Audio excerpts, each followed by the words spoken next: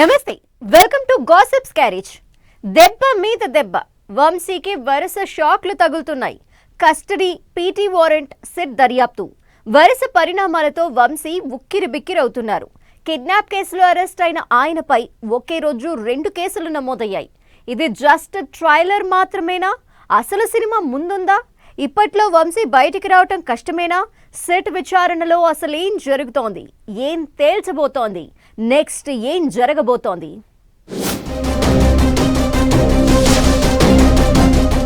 వల్లభనేని వంశీకి వరుస షాక్లు. ఒకే రోజు వంశీపై 2 కేసులు. వంశీ అక్రమాలపై సర్కార్ సెట్ ఏర్పాటు. విజిలెన్స్ రిపోర్ట్తో ఇప్పటికే టెన్షన్. వంశీకి చుక్కలు కనిపించడం ఖాయమా? మాజీ ఎమ్మెల్యే వల్లభనేని వంశీని వరుస కష్టాలు వెంటాడుతున్నాయి. కస్టడీ, పీటీ వారెంట్, సెట్, ఇప్పుడు రిమాండ్ పొడిగింపు. షాక్ల మీద షాక్లు తగులుతున్నాయి. ఒక కేసులో అరెస్టైన వంశీపై మరో 2 కేసులు నమోదయ్యాయి.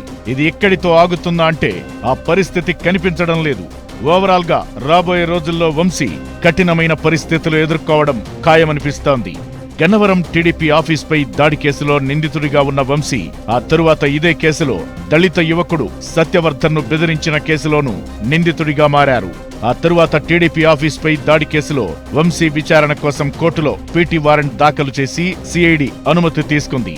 అటు కిడ్నాప్ కేసులో వంశీ రిమాండ్ను కోర్టు పొడిగించింది.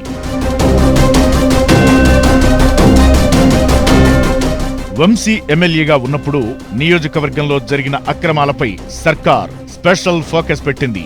వంశీ, ఆయన అనుచరుల దందాలను తవ్వితీసేందుకు ఐజీ అశోక్ కుమార్ ఆధ్వర్యంలో 2 ఎస్పీలతో సెట్ నియమించింది.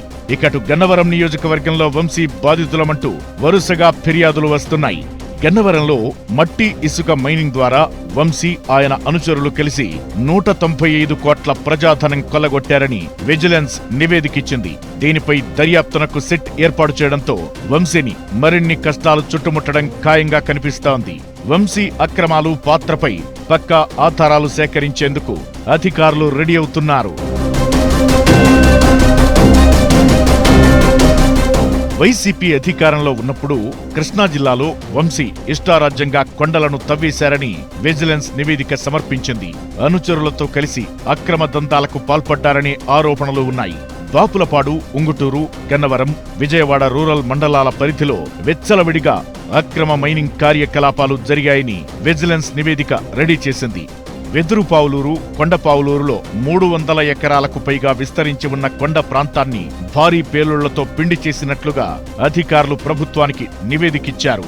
గన్నవరం మండలం పరిధిలోనే ముస్తాబాద, చనుపల్లివారిగూడెం కొండలను కూడా అనధికారికంగా మైనింగ్ చేశారని అధికారులు గుర్తించారు.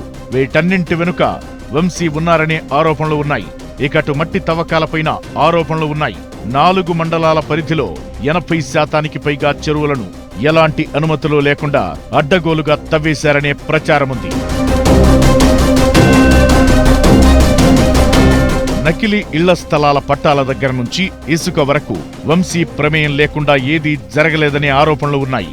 గన్నవరం నియోజకవర్గంలో రేషన్ బియ్యం దందాతో పాటు గుట్కా అమ్మకాల వరకు వంశీ ప్రమేయం ఉందనే ఆరోపణలు వినిపిస్తున్నాయి. వీటన్నింటిపై ప్రత్యేక దర్యాప్తు బృందం కూపిలాగే అవకాశముంది. కూటమి ప్రభుత్వం అధికారంలోకి రాగానే వంశీ వ్యవహారంపై విజిలెన్స్ తో దర్యాప్తు చేయించారు. అన్ని ఆధారాలతో సహా రెడీ చేయించి ఇప్పుడు ప్రత్యేక దర్యాప్తు బృందం ద్వారా చర్యలు తీసుకునేందుకు వ్యూహాత్మకంగా అడుగులు వేస్తున్నారని తెలుస్తోంది. ఇక సెట్ ఏర్పాటు తరువాత కూడా ఆయనపై ఫిర్యాదులొస్తున్నాయి. 10 కోట్ల విలువైన భూమిని కబ్జా చేశారంటూ హైకోర్టు లాయర్ భార్య ఫిర్యాదు చేయగా కేసు నమోదైంది. ఓవరాల్ గా వంశీని పుట్టెడు కష్టాలు ముంచెత్తినట్టు కనిపిస్తోంది. ప్రస్తుతం కిడ్నాప్ కేసులో రిమాండ్ ఖైదీగా ఉన్న వంశీని వేర్వేరు కేసుల్లో అరెస్టు చేయించే అవకాశాలు ఉండడం ఖాయంగా కనిపిస్తోంది. మరి అన్ని కేసుల్లోనూ ఆయన బెయిల్ తెచ్చుకోవడం ఇప్పట్లో సాధ్యమయ్యే పనేనా అనే ప్రశ్నలు వినిపిస్తున్నాయి. ఏమైనా రాబోయే రోజుల్లో వంశీ చుక్కలు చూడడం ఖాయంగా కనిపిస్తోంది. ప్రస్తుతం జరుగుతున్న పరిణామాలు టీజర్ మాత్రమేనని, అసలు సినిమా ముందుందనే అభిప్రాయాలు వినిపిస్తున్నాయి.